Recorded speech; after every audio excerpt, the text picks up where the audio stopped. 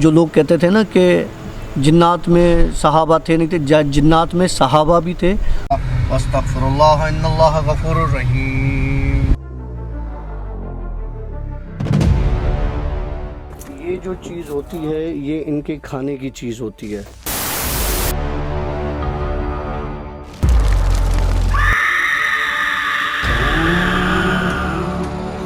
Doctor साहब story बताया यार।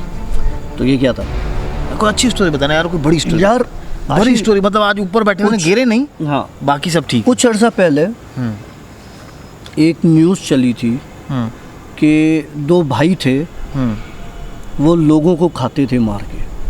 हाँ था कुछ ऐसी स्टोरी थी। हाँ आदमखोर। हम सिर्फ एक ख्याली दुनिया में रहते हैं। कभी कभी ना हम सिर्फ ये सोचते हैं कि यार ये चीज़ होगी, पता नहीं होगी। हम कहते हैं वैम्पायर होते हैं, पता नहीं होते। हम कहते हैं ये सरकटा होता है। अबे क्या परियां भी होती हैं क्या? आदमखोर होते हैं यार, सब होते हैं। वैम्पायर्स होते हैं, सब होते हैं। ये तो ख्याली बात है ना? नहीं, जिन्नात की एक किस्म है जो कि खून पीती है। अच्छा। जो कि जानवरों का भी खून पीती है, उनका गोश्त भी खाती है, उनकी हड्डियां भी खाती है। तो वो वैम्पायर्स ही है ना। अच्छा, तो मतलब ये फिल्मी जो भी चीज़ें होती हैं वैसे कहते हैं कि हकीकतों पर कहीं ना कहीं से इसका डिपेंडेंट मतलब वैम्पायर का किस्सा असल है, ठीक है। उसकी पूरी हिस्ट्री मैंने पढ़ी हुई है वैम्पायर की। और वैम्पायर बेसिकली एक बंदे का नाम था। अच्छा, सही है। वो मैं आपको अगली एपिसोड में बताऊंगा पूरा डिटेल कि वो एक वॉर हुई थी, वर्ल्ड वॉर 1 जो पहली वर्ल्ड वॉर हुई थी, उसमें किस तरह से वो मर गया था मिस्टीरियसली, और फिर किस तरह से वो कब्र से उठ के अपने घर पर आया और किस तरह से उसने अपने गांव वालों का खून पीना शुरू किया। ये सब हकीकत किस्सा है। अच्छा। लेकिन वैम्पायर्स जिन्नात की वो किस्म है जो खून पीती है। ओके। अच्छा, जिन्नात के हमने दर्जे भी बताए थे ना।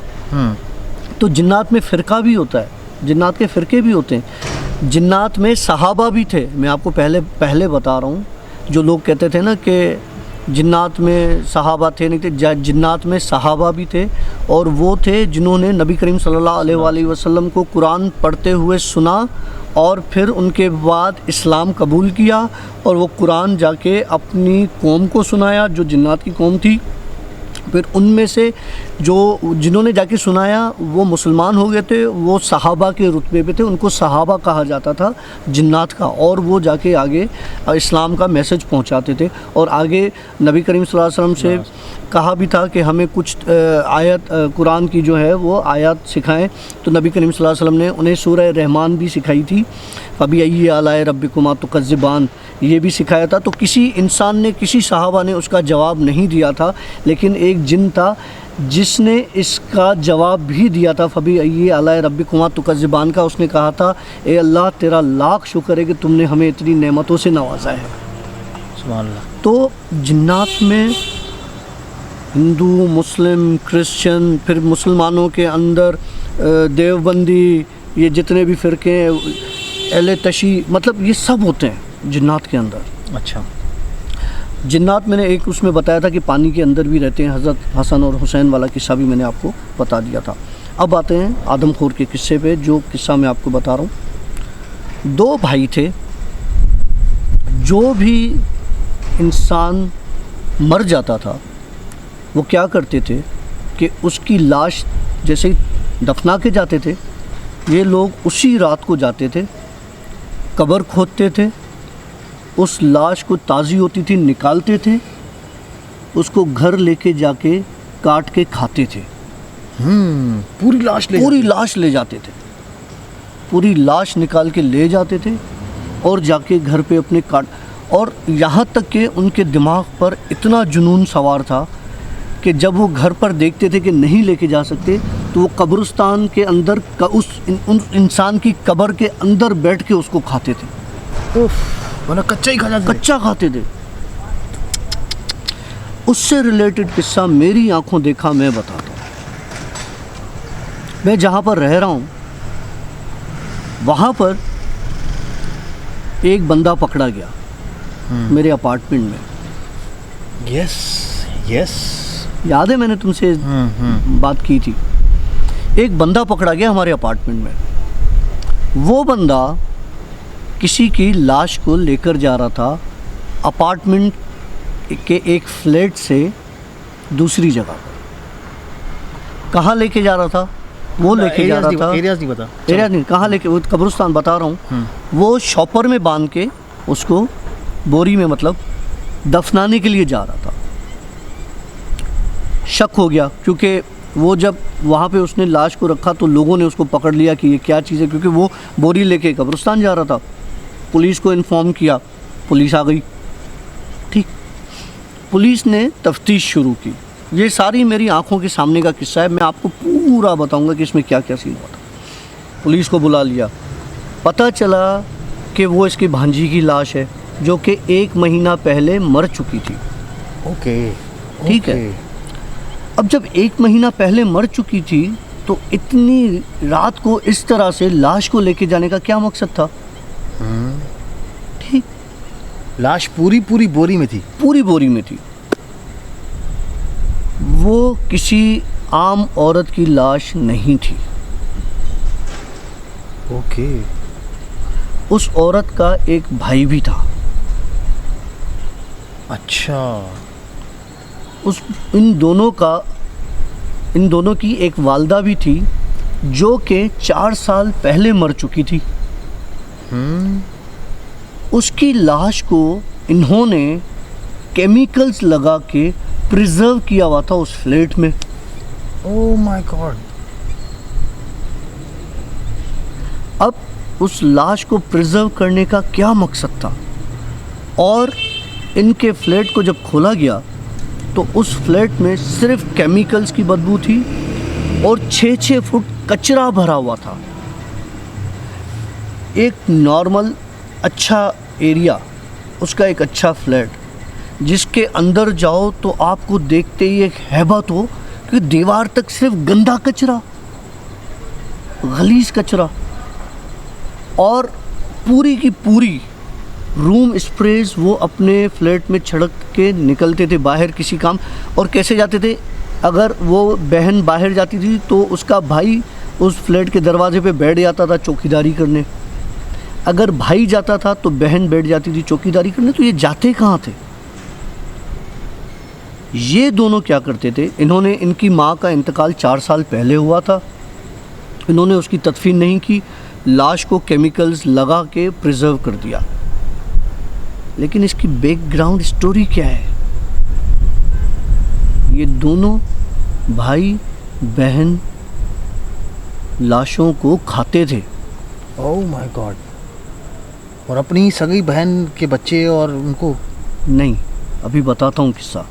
इन्होंने अपनी माँ को वहाँ पे रखा हुआ था, लाश को। ठीक है। बहन जाती थी कभी कब्रिस्तान से, कोई लाश निकाल लेती थी,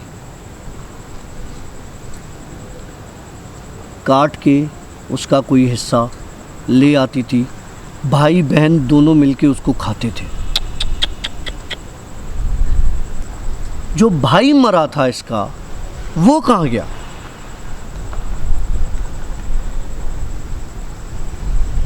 जब इसका भाई मर चुका था तो उसकी बहन ने इसके भाई को भी खा लिया था। Oh my God. ये होते हैं आदमखोर। खा लिया था। और उसके बाद इसकी हालत इतनी ख़राब हो गई थी कि ये महीने के बाद इसकी डेथ हो गई थी।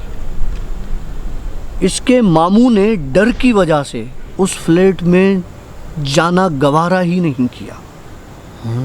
लेकिन जब वहाँ से बदबू आना शुरू हुई, क्योंकि वो केमिकल्स और रूम स्प्रेज मारने वाला कोई था नहीं, और ये जब गुज़रा तो इसको एहसास हुआ कि ये पकड़ाई हो जाएगी, इस लाश को निकाल के मैं ले जाऊं और जाके किसी तरीके से कहीं फेंक दूं, दफना दूं, ताकि लोगों को भी पता नहीं चले। अच्छा, ये सब चीज़ें हो गई, दीवारों तक कचरा भरा हुआ। एक और मज़े की बात बताता हूँ।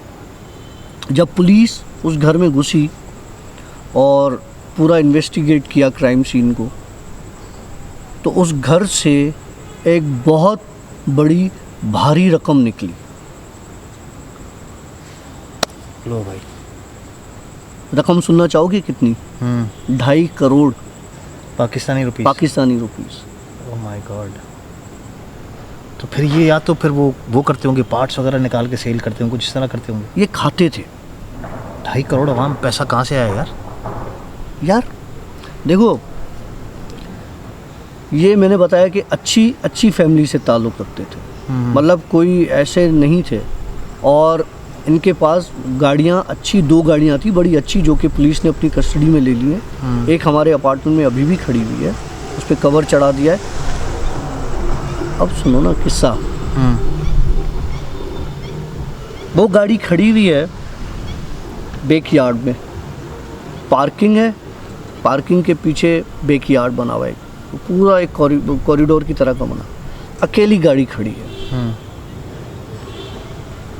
उस गाड़ी के स्टार्ट होने की आवाज़, क्योंकि मैं जब खिड़की से देखता हूँ तो गाड़ी नज़र आती है पीछे और कोई गाड़ी नहीं, गाड़ी के स्टार्ट होने की आवाज़ रोज़ आती है। मैं जो कह रहा था ना कि रूह हैं हमज़ात, अच्छा अगर वो आदमखोर थे और मर गए तो क्या उनके हमज़ात भी होंगे? थे तो इंसान ना, तो ऑब्वियस हमज़ात होंगे। और अगर उनके हमज़ात होंगे तो वो भी होंख्वार होंगे। तो वो कैसे होंगे? क्योंकि एक इंसान, दूसरी चीज़ मैं आपको बताता हूँ, अगर किसी इंसान के ऊपर उसका हमज़ात हावी हो जाता है तो वो इस तरह की हरकतें करता है। लोगों को बड़ा शौक़ है जी, हमें जिन्नात से मिलना है, हमें ये करना है। अगर किसी के ऊपर इस तरह की चीज़ें हावी हो जाती हैं तो फिर इस तरह की चीज़ें होती हैं। अल्लाह रहम करे, अल्लाह माफ़ करे, अल्लाह हर किसी को अपने हिफ्ज़ मान में रखे। बड़ा ख़तरनाक किस्सा है। माइट भी हो सकता है कि ये खुद ही हमज़ाद हो सकता नहीं, हमज़ाद कैसे हो सकते हैं? ये देखो, हमज़ाद को भूख नहीं लगती। अच्छा, इनके घर पे मज़े की बात, खाने पीने की कोई अशिया नहीं थी, सिर्फ डेड बॉडीज़ पड़ी हुई थी, उसके पीसेस काट के। और वेल कोफ्त आ गया आज की स्टोरी से तो यार। ऐसी कहाँ से ले आता है स्टोरियाँ यार? यार ये तो रियल वाक़या है, पड़ा हुआ है, न्यूज़ चैनल्स पर आया था, और ये मेरी आंखों के सामने का वाक़या है।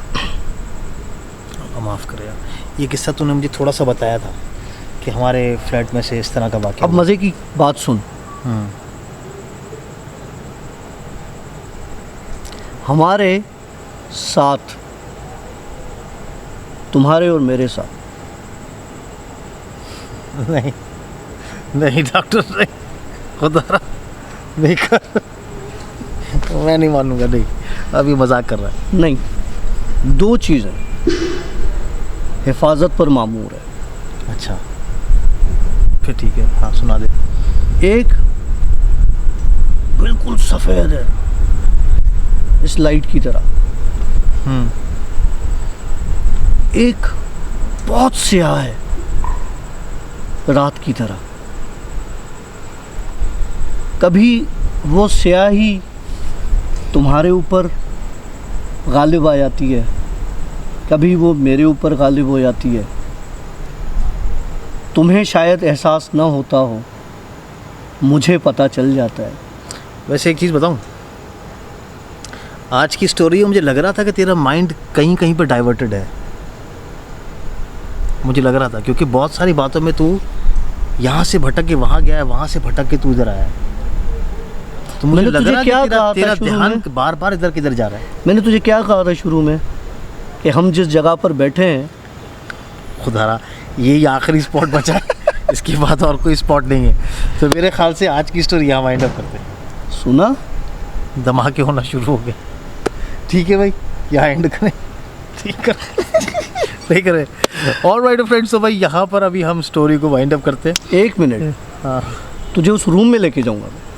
कौन से? स्टूडियो में। अब चल यहाँ से। नहीं, ऐसे कैसे? कल चलेंगे। आज चलेंगे। आज चलेंगे। अबे कल चलेंगे। आज रेस्ट दे दे। आज चलेंगे। कल चलेंगे। आज चलेंगे। आज मैं आज चलूँगा। मेरा हाथ देख ले, यार जिसको अपील कर दो यार, आज छोड़ दो, कल पक्का प्रॉमिस, कल वो जाओ भी होगा, कल वो इखलाक भी होगा, सब साथ चलेंगे। तो आज क्या है? आज नहीं, आज मैं सुकून में नहीं हूँ यार।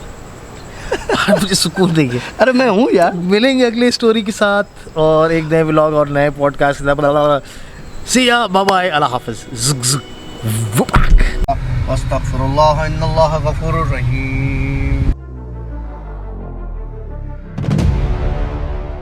ये जो चीज़ होती है ये इनके खाने की चीज़ होती है।